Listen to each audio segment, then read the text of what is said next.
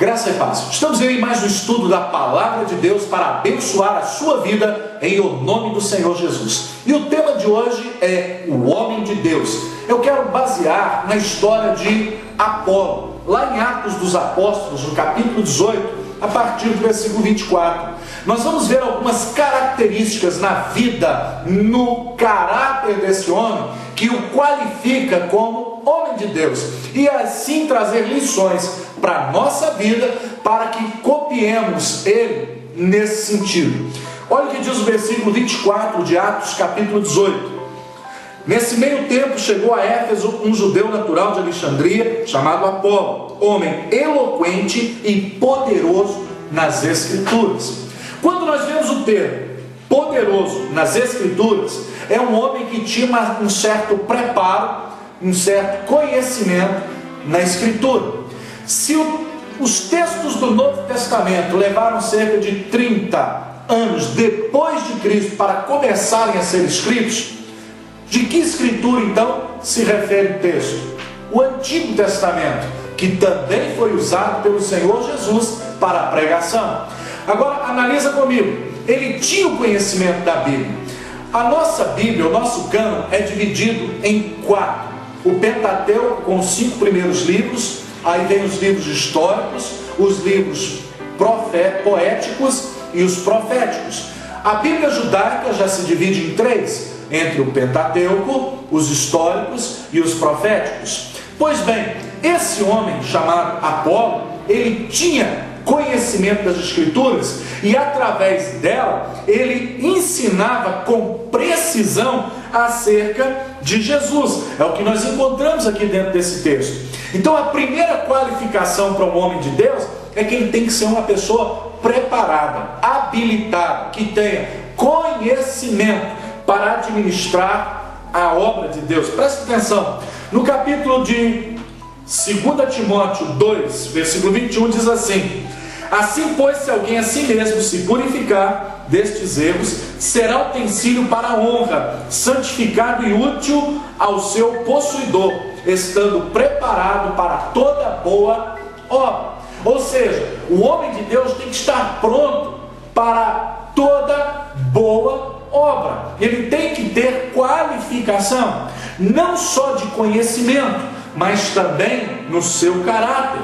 Também nós vamos ver Paulo dizendo para Timóteo que aquele que ministra deve administrar primeiro a sua casa, ser marido de uma só mulher, não é? E que administra, que gerencia a sua casa com sabedoria, entendimento de Deus, porque caso contrário, não pode fazer isso na casa de Deus. Então nós percebemos que o homem de Deus tem que estar preparado. Em segundo lugar, ele precisa conhecer de fato as Escrituras. Não conhecimento superficial, mas um conhecimento profundo. Quando nós vemos no Antigo Testamento, todo judeu, todo garoto judeu era levado ao templo, isso contam-se os sábios, para citar a Torá de cor. O texto de Deuteronômio, capítulo 6, diz que os pais cabia a responsabilidade de instruir os filhos. Então, estes eram levados ao templo e eles então citavam as Escrituras. E o texto de Deuteronômio 6 diz que falarás dela em casa, pelo caminho, terás como frontal entre os olhos, você vai inculcar essa palavra aos seus filhos, ou seja, falar dela repetidamente. Por quê? Porque isso era passado de pai para filho, através da fala, contando a história. E agora eu pergunto para você, meu irmão, como você tem preparado os seus filhos? No Evangelho de Lucas, no capítulo 2, os doutores da lei se admiraram acerca de Jesus, porque ele não só cita o Pentateuco, mas ele cita, não é, também os históricos e proféticos. Ele conta, ele faz uma narrativa de tudo. Eles se admiraram do conhecimento daquele garoto. Agora presta atenção, quando nós analisamos isso, entendemos que o homem de Deus tem que conhecer a palavra de Deus. Como eu vou pregar de um Deus que eu não conheço? Um Deus que eu estranho para mim? Então a Bíblia é muito enfática em dizer em João 5,39: examinai as Escrituras, porque elas de mim testificam, e cuidais ter nela vida eterna. Em Mateus 22, 29 diz que nós erramos por falta de conhecimento. Oséias 4:6, o meu povo está sendo destruído porque lhes falta conhecimento. Então eu entendo que o homem de Deus tem que estar pronto, preparado, habilitado, devidamente capacitado, e ele tem que conhecer e manejar muito bem essa palavra. É o que Paulo também instrui a Timóteo, dizendo: olha, que aquele que vai ministrar domine a palavra, que ele tenha conhecimento pleno da palavra, e não conhecimento superficial, mas profundo. Terceiro ponto, eu aprendo que o homem de Deus, aqui no versículo 25 de Atos 18, diz: era ele instruído no caminho do Senhor, e sendo fervoroso de espírito, falava e ensinava com precisão a respeito de Jesus, conhecendo apenas o batismo de João. Então eu vejo que esse rapaz, Apolo, era um homem entusiasmado, ele tinha entusiasmo. E a Bíblia, o dicionário descreve essa palavra entusiasmo como dedicação ardente, paixão. Ele de fato era apaixonado por aquilo que fazia. E essa é o grande diferencial do homem de Deus. Ele tem paixão, ele tem prazer, ele ama aquilo que faz. A minha pergunta para você é: você ama o que você faz ou você faz por obrigação? Porque é a forma que você encontrou de sustentar a sua família e de se manter. Há uma grande diferença entre quem faz porque ama e quem faz por obrigação. E nós vemos que o homem de Deus, ele é apaixonado por aquilo que faz, ele tem amor por aquilo que faz. Assim deve ser eu e você. Quando nós olhamos essa questão no versículo 25, falava e ensinava com precisão. Eu aprendo que o homem de Deus, além de preparado, de conhecer a palavra, de ser apaixonado pelo que faz, ele deve ser fiel. O texto é claro, conhecendo apenas o batismo de João, mas ele falava e ele ensinava com precisão. Ou seja, ele não aumentava, ele não subtraía, ele dizia o que estava ali. E por meio do seu conhecimento, por meio da Escritura, ele provava que Jesus era o Cristo. Então, presta atenção. Quanto falta, ou quanto tem faltado no nosso meio, homens fiéis à palavra, pessoas que não pegam um texto isolado e fazem doutrinas. Meu irmão, o que nós mais vemos aí são pessoas isolando o texto e arrumando pretexto para fazer heresia. Nós temos percebido pessoas que estão falando o que Deus não falou. Em Jeremias 14, 15 diz que os profetas profetizam mentiras em meu nome, nunca os enviei. Adivinhação é o que eles estão profetizando. Eles estão dizendo que a fome e a espada morrerão essa terra, mas olha bem, a espada e a fome vão morrer estes profetas que estão profetizando mentiras em meu nome. Ou seja, pessoas que não têm fidelidade, pessoas que não são fiéis nem a elas mesmas, que dirá as Escrituras. Mas eu aprendo que o homem de Deus não, ele é fiel, ele não aumenta, ele não subtrai, ele prega a palavra como a palavra é. E em quinto lugar, eu aprendo também que o homem de Deus, ele é ousado. No versículo 25 ele falava, ensinava com precisão, com entusiasmo, com paixão. Ousadia. O ousado é aquele que dá um passo que ninguém mais quer dar, é aquele que está disposto a ir além, é aquele que não tem problema em avançar. Aquelas pessoas que dizem assim: puxa vida, hein?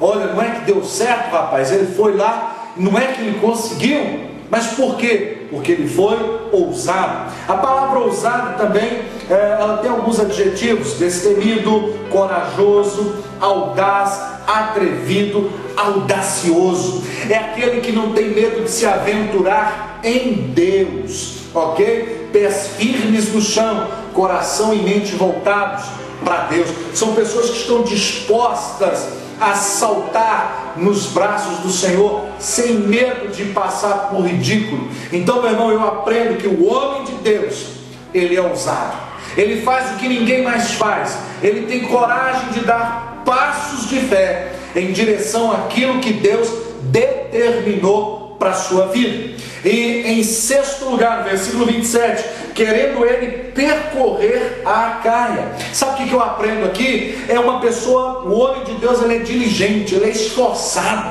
querendo ele percorrer a Acaia. Ou seja, eu não quero ficar parado, eu quero produzir. Olha, a vida, as pessoas que vencem, as pessoas que estão despontando, são aqueles que não são ociosos. Jesus não chama gente ociosa. Quando ele chamou por Moisés em Êxodo 3 e 4, ele estava cuidando das ovelhas de Jetro, seu sogro.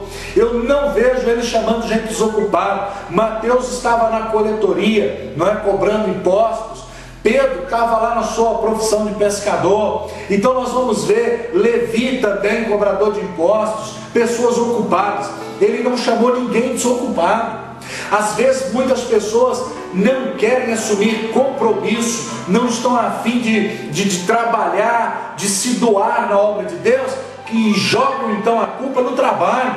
Mas eu vejo que ele nunca chamou gente desocupada, muito pelo contrário. A Bíblia é muito clara em dizer: esforça-te e tem bom ânimo.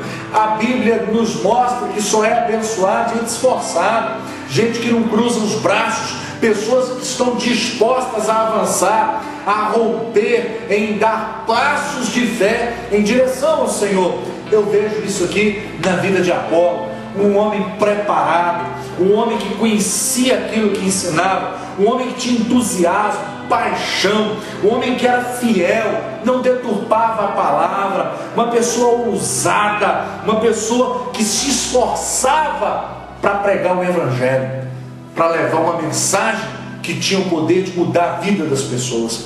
E o interessante é que quando nós falamos dessa característica dele, nós vemos que quando ele quis fazer isso, nós vemos no versículo 26 que Priscila e Áquila tomaram consigo e ensinaram a ele com mais exatidão. E no versículo 27 deram uma carta de recomendação aos discípulos concernente a Apolo. Sabe o que eu aprendo? O homem de Deus também é uma pessoa de confiança. É o que tem faltado muito no Evangelho, no nosso meio evangélico.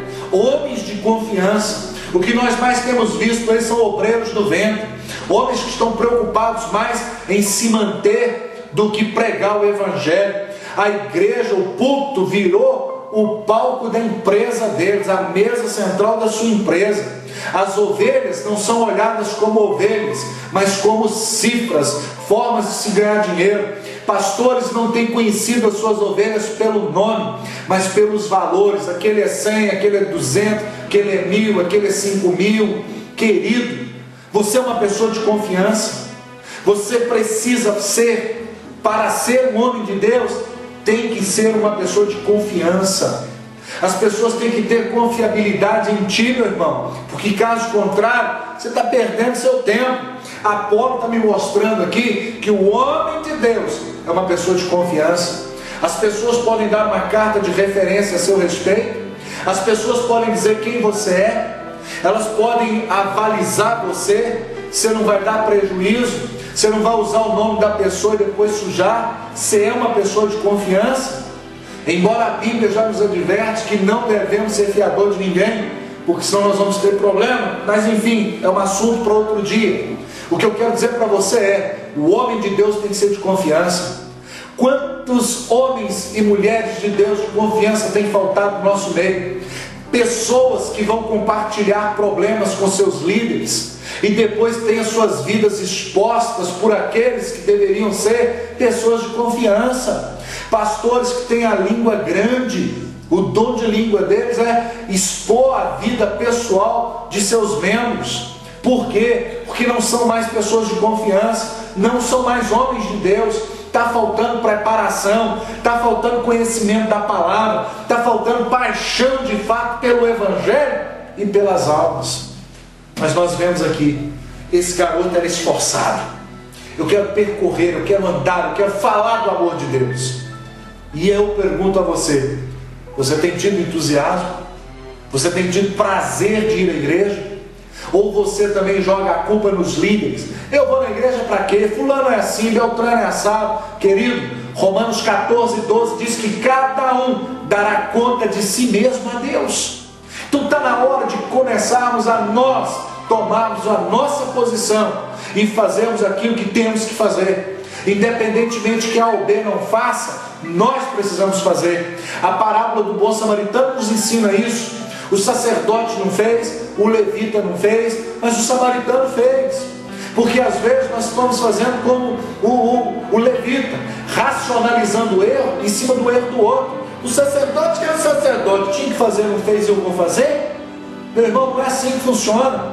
Nós precisamos fazer, e depois de fazer o que temos que fazer, consideremos-nos inúteis, porque só fizemos o que tínhamos que fazer. É o que está escrito em Lucas 17, versículo 10. Em último lugar, no versículo 28 diz assim: porque com grande poder convencia publicamente os judeus, provando por meio das Escrituras que o Cristo é Jesus. Então o que eu vejo aqui? O homem de Deus é cheio de poder.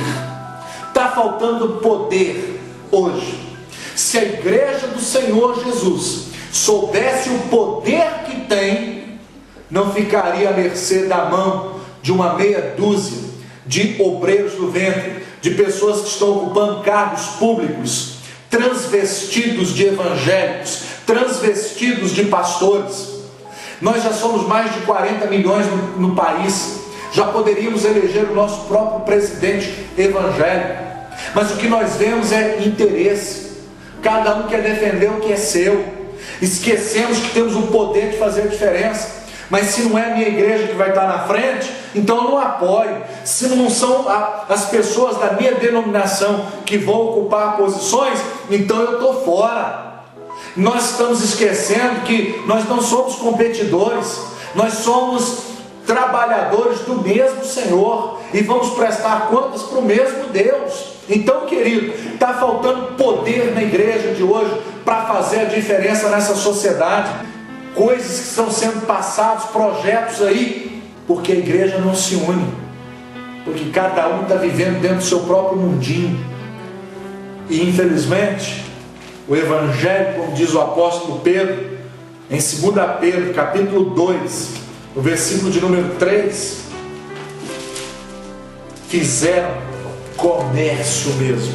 Olha o que diz o texto na íntegra. 2 Pedro capítulo 2, versículo 3: também movidos por avareza, farão comércio de vós, com palavras fictícias. Para eles, o juízo lavrado a tempo não tarda, e a sua destruição não dorme. Infelizmente, comercializaram o Evangelho. Jesus é uma marca que vende, mas um dia vão ter que dar conta. Se a igreja soubesse o poder que tem, esse homem, Apolo, falava, ensinava, porque ele tinha o poder de Deus em sua vida. Em Lucas capítulo 10, 19, Jesus declarou: eis que vos dou o poder. Só podemos dar aquilo que temos. Em Mateus 28, 18, Jesus disse: todo o poder me foi dado no céu e na terra. E ele deu esse poder para a igreja. Como nós temos usado? O homem de Deus tem que estar preparado, tem que conhecer a palavra, tem que ter entusiasmo, precisa ser fiel, tem que ter ousadia, tem que ser homem de confiança, tem que ser esforçado e tem que demonstrar poder de Deus para fazer a diferença nessa geração. Que Deus abençoe você. Até o próximo estudo, em o nome do Senhor Jesus. Amém.